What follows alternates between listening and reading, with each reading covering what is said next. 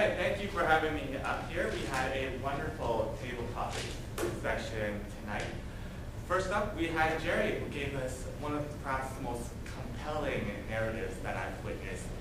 After all my time in this club, it was powerful, it was moving, and I really think that it just shows the impact of a story that you believe in, of a message that you feel strongly about, and the impact that that has on what you have to say. So if there's anything we can pick up from that, I really think is, you're not here just to say stuff, just to blab away your 2 minutes. You can find something that you truly mean, truly want to express. This is your time. So, very good job on that, Jerry. Thank you. There was just a little bit of hand clasping, but that was just repeated throughout the night. It's a nervous little tick, and it just traps your hands a little if you really do want to use them to gesture or just to express yourself. But otherwise, you had a very good, solid stance up here. You're quite comfortable.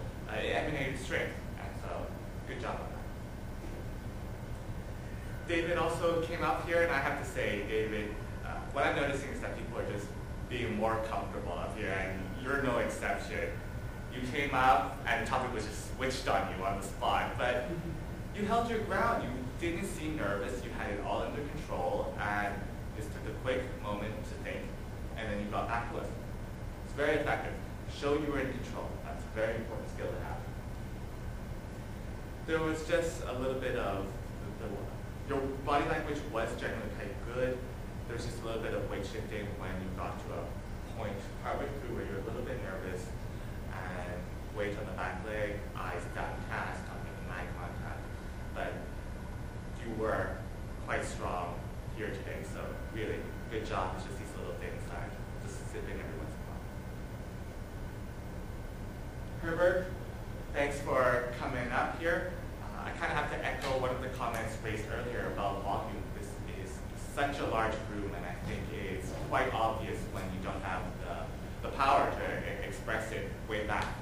And so if you put your hand on your gut, like I am, there you go. If you can actually put one hand on your chest as well.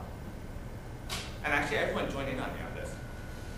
Breathe out, breathe in without moving your chest, but only moving your gut. Can you do that? Keep trying. In, do not move your chest, only move your gut. And you can breathe out, but only move your gut and not your chest. That is your diaphragm. That muscle that you're using to breathe in this way, that is your diaphragm. That is the way you must learn to breathe, not only outside, because it's actually a wonderful way to breathe, it really draws oxygen in, but gives you the support you need to blab on when you're out here. And just a little bit of some body language. There's a little bit of a head bob. It's really interesting because it's like there's a string attached to your head, and your hand and head seem to move in this perfect synchronicity. I found that really interesting, but it was a little bit of a distracting side, but it's just something to keep in mind.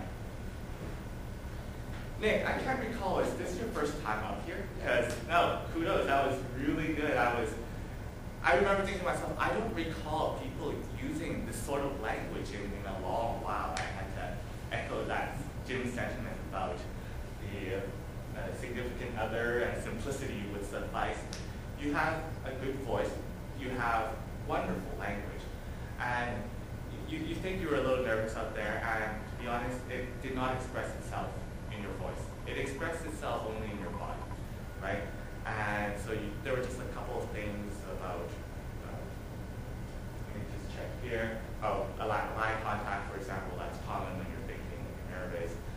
There's a little bit of shifting your weight around, but that's a nervous tick. And there's one thing that is really important is to make sure you get these experiences frequently enough so that people like David or Jerry eventually become comfortable standing up here.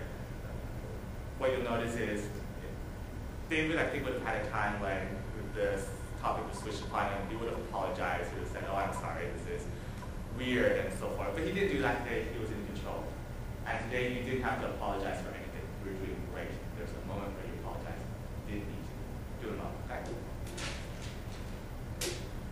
Vince, Thank you for coming up. It was always a pleasure. Really good pacing, really good vocal variety. It was dynamic, and it changed enough to always draw our attention because people are attracted to change. That's what we notice. So your speaking voice, a pleasure to listen to in that regard. It was interesting for me to note that there was a little bit of this kind of poise, which I personally dislike because I don't find it very solid. There's a little bit of leaning back. That is my personal preference. I know people seem to think that this is something they can do. Maybe it suits you. Clearly you're developing your own niche when it comes to public speaking, but I don't find it to be a strong stance, a well-supported stance to speak from. And at this point, you're a good speaker.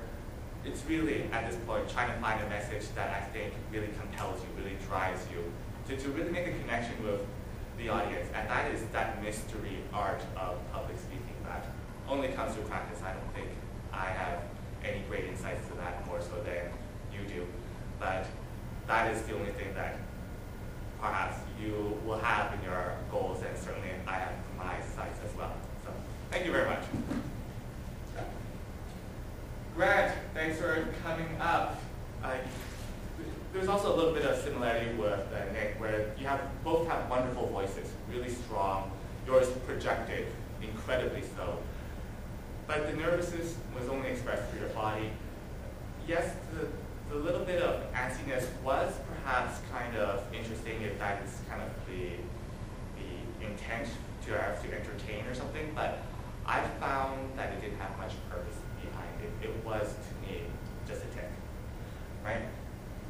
I could tell that you were trying to create a solid body language right there, and in the moments that you stood still, I could tell you didn't feel comfortable in it, but the moments you stood still, yes, it did not look awkward to the audience at all, right? And from there, I think you did see you can gesture freely from that point.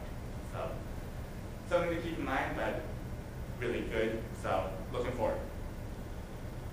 Patrick, the prop, that was an interesting thing. You drank from it and everything, and then it just kind of waved around. I didn't quite get what it was to be used for. When you didn't know what to say, take a slug. Oh. I guess I didn't run out of ideas. Oh, okay. That actually was effective in buying you time, though. I think you could have just taken your time and looked at it and just been in control. Because from that point on, the water bottle did distract me a little, especially since you were gesturing, and especially since you mentioned you were going to use this as a problem. I was thinking, when is he going to use it? When is he going to use it? And it didn't happen, and I was so disappointed. You could put it off to the side if you wanted to, but having something in your hand, waving it around, it attracts people's attention to that, and not to you, which is where ultimately we always want it to be. Your volume was quite good today. I think you learned to adjust it with a larger room. That's really good. Good job. That sensitivity you have towards your location. I'm going to wrap up now with Jimmy. Jimmy, I think you can definitely take the time to think up here. It feels uncomfortable, but you can take the time to think, and you don't have to rush off into all your plans and events, because I felt you were a little rushed. You didn't know what to say exactly, and so you just had a lot of things that were just listed off. You have very clear support in your volume, like I mentioned, but try to project back into the back room. The Burnby Mountain thing that you did a couple of weeks ago, remember that, right? That's the kind of level you want to be speaking at, and I want to see that happen next time, okay? But other than that, still working with making eye contact when you're thinking, but that's something a lot of us continue to work on, okay? So, thanks Jimmy for coming up. I am aware that time is running down quickly, so I will ask the